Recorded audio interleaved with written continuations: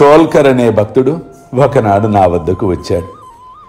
ఆ భక్తుడు ఎలా వచ్చాడో, ఎటువంటి ప్రేమతో నా వద్దకు వచ్చాడో నాకు తెలియదా? నేను జోగును పిలిచి, ఈ చోల్కర్కు టీ కప్పులలో విరివిగా చక్కెర వేసి ఇవ్వండిరా, వీడు చక్కెరను వదిలి ధనమును ప్రోగు చేసుకొని నా దర్శనము కోసము వచ్చాడురా అన్నప్పుడు చోల్కర్ కనుల వెంట నీరు ధారగా కారటం ఇప్పటికీ నాకు గుర్తు ఉంది.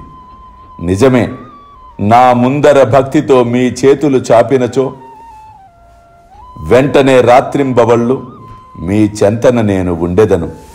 నా దేహము ఇచ్చట ఉన్నప్పటికీ సప్త సముద్రముల ఆవల మీరు చేయుచున్న పనులు నాకు తెలియను.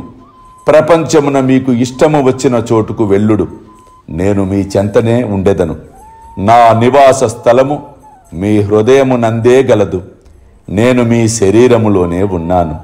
ఎల్లప్పుడూ మీ హృదయములలోను సర్వజన హృదయములందు గల నన్ను పూజింపుడు. ఎవ్వరు నన్ను ఈ విధముగా గుర్తించెదరో వారు ధన్యులు, పావనులు, అదృష్టవంతులు. అల్లా మాలిక్, అల్లా అచ్చా కరేగా.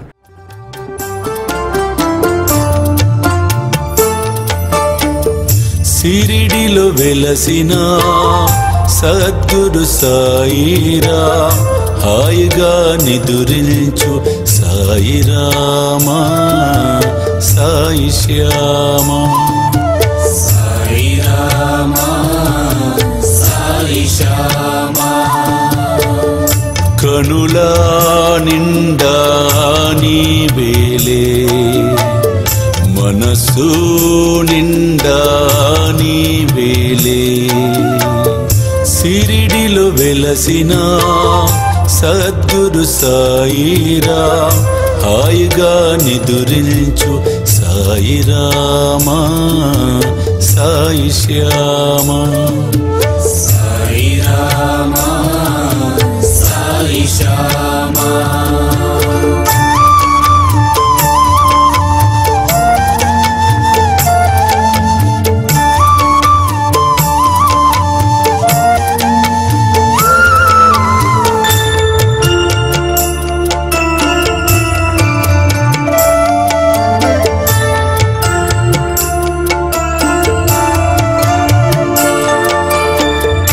ఆపదలు బాపేటి అనాథనాథుడా, సుఖముగా శయనించు సాయిరామా, సాయి శ్యామా.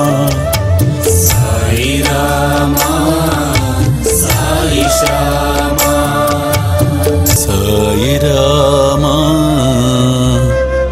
సాయి శ్యామా.